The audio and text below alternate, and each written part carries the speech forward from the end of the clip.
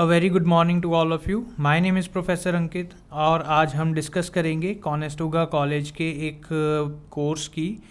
और इस कोर्स के अंदर खासियत ये है कि जो भी स्टूडेंट इसमें एडमिशन लेता है तो वो यही कोर्स उसको करना ही करना पड़ता है।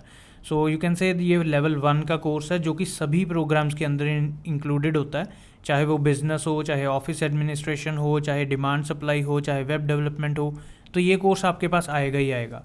तो कोर्स कोड है COMM1085। 42 आवर्स का ये कोर्स है। ऑल टुगेदर ये कोर्स 42 आवर्स के अंदर डिलीवर किया जाता है टीचर के द्वारा एंड इसकी वेटेज है 3 क्रेडिट्स। तो आज हम डिस्कस करेंगे कि इस कोर्स के अंदर क्या क्या चीज़ें होती हैं, आपको क्या करना चाहिए and what is the right way to pursue this. क्योंकि कुछ स्टूडेंट हमें पूछते हैं कि सर ये प्रॉब्लम आ रही है कि हम इसमें ये पार्ट नहीं कर पा रहे, हम क्या करें, अब हम स्टक हो गए हैं। किसी सिचुएशन पे आकर आप स्टक हो सकते हो, तो आपने उन चीज़ों से बचना है, तो पहले ही इसको प्लान करके चलें। So this is the best approach. तो चलिए सबसे पहले हम कोर्स शेड्यूल की बात करते हैं। देख सकते हो कि कोर्स शेड्यूल के अंदर 3 चीज़ें हैं available. One is the week column, second is the assignment column, फिर आपके पास है वेटेज का कॉलम। तो ये मैंने वीक वाइज इसको डिवाइड कर दिया। ऑल टुगेदर ये 14 to 15 वीक्स के अंदर ये कोर्स कंप्लीट करवाया जाता है आपको। एंड वीक वाइज मैं आपको बताता रहूँगा कि इसमें कौन से टास्क हैं जो इंपॉर्टेंट है आपने करने हैं। सो वीक 1 के अंदर आपको करवाया जाता है reading and writing diagnostic assignment, जिसके अंदर आपको सिखाया जाएगा कि कैसे किसी प्रोफेशनल आर्टिकल को, जो कि जिसमें बड़ी अच्छी लेवल की इंग्लिश यूज़ की हुई है, उसको कैसे रीड करना है एंड कैसे उसमें से आपने इंपॉर्टेंट पॉइंट्स को आइडेंटिफाई करके राइटिंग करनी है। ऑल्दो इसकी कोई वेटेज नहीं है, but everything is very clear कि आपको ये आगे जाके हेल्प करेगी।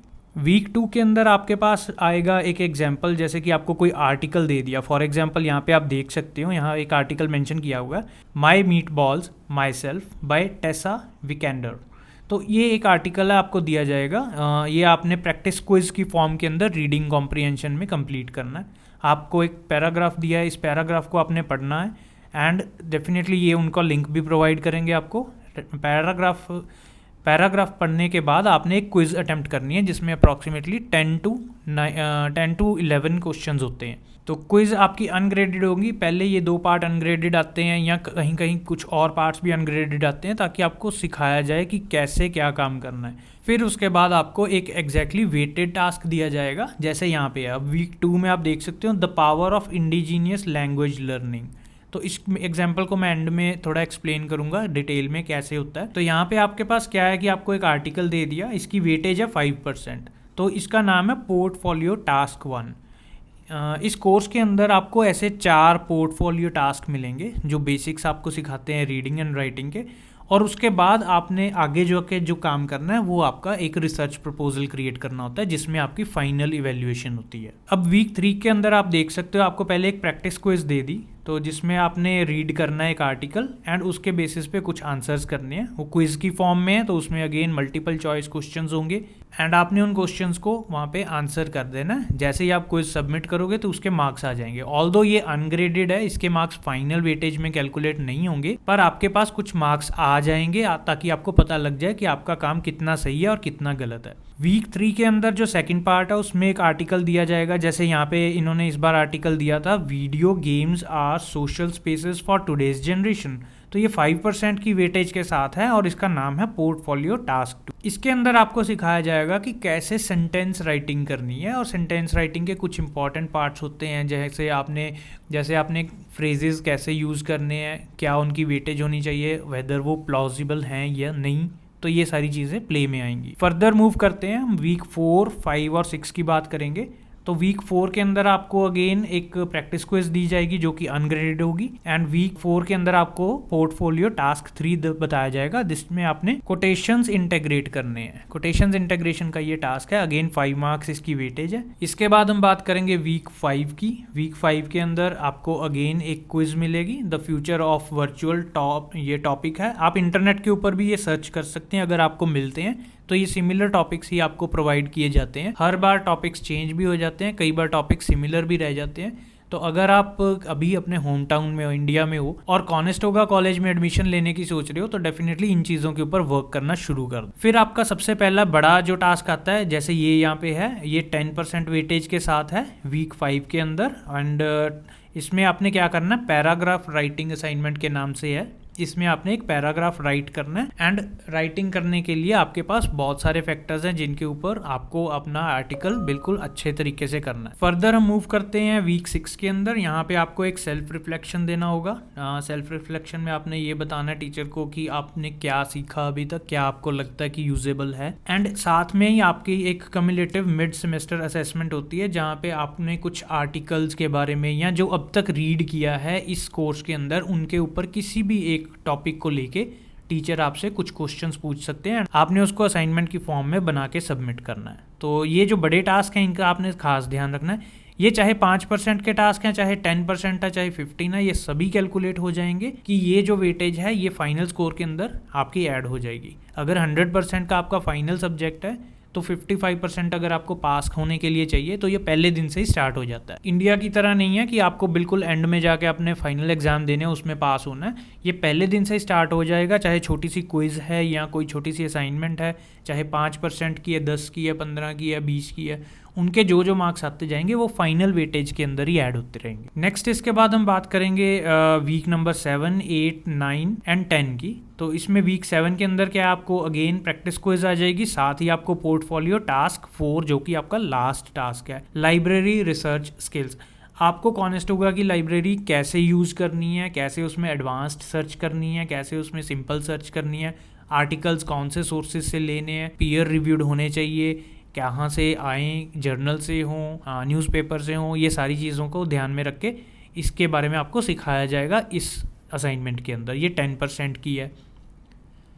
वीक 8 आपका स्टूडेंट सक्सेस वीक है, यहाँ पे कोई क्लासेस नहीं होती। वीक 9 के अंदर कंप्लीट रिसर्च प्रोजेक्ट प्रपोजल, यहाँ से स्टार्ट होता है आपके इस सब्जेक्ट का कोर पार्ट। तो रिसर्च प्रोजेक्ट प्रपोजल के अंदर यहाँ पे आपका ये फर्स्ट पार्ट है। आपने प्रपोजल देना कि मैं एक रिसर्च टॉपिक उठा लिया, उसके ऊपर आपका आगे काम चलेगा। इसके बाद आगे जो जितनी भी असाइनमेंट्स है वो सभी कनेक्टेड हैं। तो यहाँ से आपने खास ध्यान रखना है, क्योंकि अगर आपका रिसर्च प्रपोजल ठीक से नहीं गया तो अल्टीमेटली इसके बाद नेक्स्ट जो 3 या 4 असाइनमेंट्स आएंगी उनके मार्क्स के ऊपर भी इफेक्ट पड़ेगा ही पड़ेगा। वीक 10 के अंदर कोई असाइनमेंट नहीं होती है आपकी, चेंज भी हो सकता है, ये फिक्स्ड नहीं रहता। अब इसके बाद हम बात करेंगे लास्ट वाले वीक्स की, जो कि है वीक 11, 12, 13 एंड 14। तो ये सारी कनेक्टेड है, जैसे मैंने आपको बताया था वहाँ से लेकर अगर मैं बात करूं यहाँ पे वीक 9 के अंदर जो आपको करवाया जाता है 10% वाला टास्क, उसके बाद आपके पास वीक 11 के अंदर 10% का टास्क है, वीक 12 के अंदर 5% का टास्क है, वीक 13 के अंदर अगेन 5% का टास्क है, और लास्ट में वीक 14 में 20% का टास्क है। तो ये सारे मार्क्स ऑल टुगेदर कनेक्टेड हैं। तो रफली आप ये मान के चलो कि ये 50% का जो मेजर चंक है ये इंटर कनेक्टेड होता है। तो इसमें आपने बहुत ध्यान से काम करना, क्योंकि अगर पहली असाइनमेंट यानी कि यहाँ पे आपकी गलती हो गई कुछ यहाँ, तो ये मार्क्स आगे जाके भी रिफ्लेक्ट हो जाएंगे। तो वीक 11 के अंदर क्या होता है, आपको एक डिटेल्ड आउटलाइन बना के देनी होती है जो आपने रिसर्च टॉपिक सिलेक्ट किया है, उसके आप कौन से सपोर्टिंग डॉक्यूमेंट्स यूज़ करोगे, कौन से सोर्सेज यूज़ करोगे, कैसे आप थीसिस स्टेटमेंट लिखोगे, कैसे आप इंट्रोडक्शन लिखोगे, कंक्लूजन कैसे बनाओगे, सपोर्टिंग डिटेल्स कैसे मेंशन करोगे, उनकी इंट्रोडक्शन कैसे दोगे, उनका कंक्लूजन अलग से कैसे लिखोगे, एंड इन सब चीज़ों को आप कैसे कौन से फॉर्मेट में यूज़ करोगे। आपको मल्टीपल फॉर्मेट्स प्रोवाइड किए जाते हैं, आपने कौन सा फॉर्मेट यूज़ करना है ये भी यहीं पे मेंशन हो जाएगा। इसके बाद आपके पास आता है वीक 12 में complete research project assessment assignment. ये 5% की है, इसमें कुछ असेसमेंट होगी कि आपने अब तक जो क्या किया, कहाँ से टॉपिक उठाया, किस चीज़ ने आपको मोटिवेट किया उस टॉपिक को उठाने के लिए, क्या इसका फ्यूचर यूटिलाइजेशन है, वो सारा आपने मेंशन करना है। वीक 13 के अंदर आपका मेन काम शुरू हो जाता है। यहाँ पे क्या चीज़ है कि आपका फर्स्ट ड्राफ्ट बनेगा।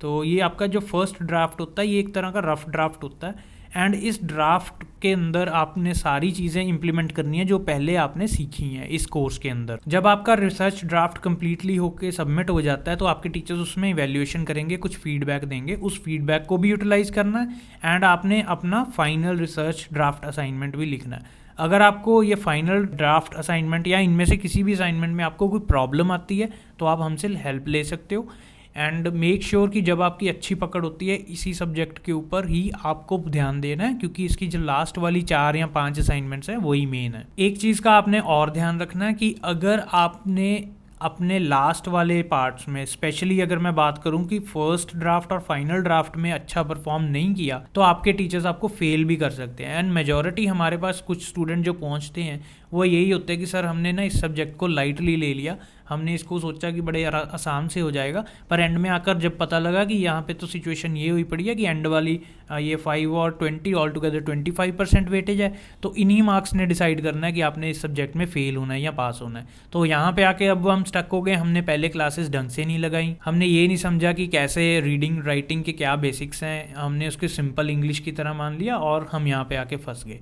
तो फिर वो हमारे पास आता है कि सर अब हमें हेल्प करो। तो अब हम कुछ सैम्पल्स डिस्कस करेंगे। सबसे पहले मैं पोर्टफोलियो टास्क की बात करता हूँ, जैसे रीडिंग कॉम्प्रिहेंशन 1। तो इसमें क्या होता है, आपको एक आर्टिकल प्रोवाइड किया जाएगा, कुछ क्वेश्चंस प्रोवाइड किए जाएंगे एंड आपने क्या करना है, रीडिंग स्ट्रेटजीज को यूज़ करके रूब्रिक्स के अकॉर्डिंग आपने अपनी असाइनमेंट बनानी है ताकि रूब्रिक्स में आपके मैक्सिमम मार्क्स आ सकें। ये एक सैम्पल आर्टिकल है, जैसे मैंने आपको बताया था स्टार्टिंग में, the power of indigenous learning, उस आर्टिकल का ये छोटा सा सेक्शन है ताकि आप देख सको किस लेवल की यहाँ पे इंग्लिश यूज हो रही है। It's been a year since the कोविड-19 pandemic brought about unprecedented changes and restrictions to our lives. Although meant to stem transmissions of the virus, these restrictions have led to many challenges such as social isolation, mental health struggles and childcare issues.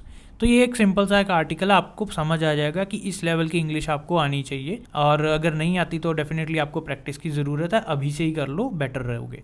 इसके अंदर क्या होता है, कुछ sample questions आपसे पूछे जा सकते हैं, जैसे कि सब्जेक्ट क्या है आर्टिकल के अंदर, ऑथर क्या मैसेज डिलीवर करना चाहता है, मेन पॉइंट क्या है, मतलब स्टोरी किसके आजू बाजू चल रही है, ऑथर इस टेक्स्ट को लिख के क्या कहना चाहता है, अगर उसने ऑथर ने इसके अंदर कुछ ईमेल लिखी है, एक इसमें ना छोटा सा पार्ट था उसमें बताया था कि ऑथर ने ना डीन को ईमेल लिखी और उस ईमेल के अंदर लैंग्वेज लर्निंग के ऊपर उसने कुछ चीज़ें बताई हैं, तो आपको ये भी देख के बताना कि वो ईमेल में क्या हो सकता था, कौन से सपोर्टिंग डिटेल्स यूज़ करे जा सकते हैं, इंपॉर्टेंस क्या थी, टोन की क्या इंपॉर्टेंस थी, कैसी होना चाहिए, है ना, कैसा टोन होना चाहिए, या फिर एक सब्जेक्ट लाइन की अगर बात करें कि उस ईमेल को अच्छा सब्जेक्ट लाइन क्या देना चाहिए। तो ऐसे करके कुछ आपको क्वेश्चंस आएंगे, इन क्वेश्चंस का आपने आंसर करना है। तो ये थ्योरी टाइप होते हैं, इसमें आपने लिखना है अराउंड 50 to 60 वर्ड्स में हर क्वेश्चन का आंसर देना है जो आपको अच्छा लगता है, एंड फाइनली ये सबमिट हो जाएगा, उसकी इवैल्यूएशन हो जाएगी। अब इवैल्यूएशन की बात करते हैं तो यहाँ पे फॉलो किया जाता है रूब्रिक्स।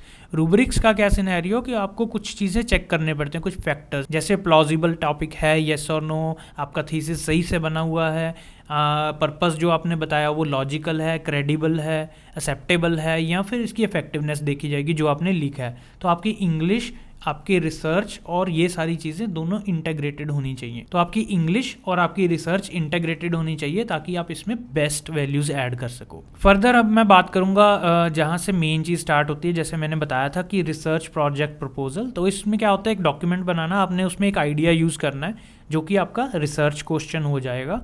उस क्वेश्चन को सपोर्ट करने के लिए आपने कुछ सोर्सेज से कुछ वैल्यूएबल सपोर्टिंग डिटेल्स लेनी है और आपने उसमें एनलिस्ट करनी है। करना क्या होता है, एक रिसर्च क्वेश्चन बनाना है, इसमें रीजंस बताने हैं उसको आपने क्यों चूज़ किया है, कुछ रेफरेंसेस देने हैं, कुछ एक्सप्लेनेशन देनी है, कुछ सपोर्टिंग डिटेल्स देने हैं। तो यहाँ पे कुछ ऐसे क्वेश्चंस होते हैं, जैसे आपने रिसर्च क्वेश्चन बनाना है तो आपको ये बताएंगे कि एक सेंटेंस के अंदर आपने रिसर्च क्वेश्चन क्रिएट करना है, एंड जो आपका क्वेश्चन है वो आपके प्रोग्राम की और या आपके फ्यूचर करियर की और पॉइंट करना चाहिए उसको, और इस क्वेश्चन की आगे जाके आपकी ग्रेडिंग होती है। इसके बाद अगर हम बात करें सेकेंड क्वेश्चन की, तो वहाँ पे क्या होता है कि आपसे पूछा जाएगा कि आपने ये क्वेश्चन क्यों चूज़ किया, क्या ग्राउंड्स थे, क्या आपके करियर गोल्स थे, क्या आपकी स्टडी है, क्या रिलेटिव इंटरेस्ट क्या है, क्यों आपने ये क्वेश्चन यूज़ किया, ताकि पता लगे कि आपने कितनी रिसर्च की है इस क्वेश्चन को चूज़ करने के लिए। और फाइनल पार्ट में आपने अपनी एबिलिटीज़ को डिमॉन्स्ट्रेट करना है, आपने एक अच्छे रेफरेंस सोर्स रेफर करके यूज़ करना है, उसमें टाइप ऑफ सोर्स बताना है कौन से टाइप का, और आपने ये भी बताना है कि आपने इसी सोर्स को क्यों यूज़ किया है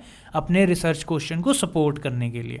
इसमें बहुत ईजी होता है सारा काम अगर आप सिस्टमेटिकली इसको पढ़ के प्रैक्टिस करके करते हो, पर फिर भी अगर आपको प्रॉब्लम आती है तो आप स्क्रीन के ऊपर जो अवेलेबल नंबर है, व्हाट्सएप नंबर 9463628940, यहाँ पे आप अपॉइंटमेंट ले सकते हैं, आप अपनी हेल्प के लिए हमसे पूछ सकते हैं, we will definitely help you out. And कोशिश ये होती है हमारी कि जब भी हमारे पास स्टूडेंट आए हम उनको हमेशा गाइड करते हैं कि रिसर्च प्रोजेक्ट प्रपोजल करने से पहले आप हमें ज़रूर कंसल्ट करें, क्योंकि यही एक टर्निंग पॉइंट है जो आपको यहाँ से बताता है कि इस सब्जेक्ट में पास होना है या फेल होना है।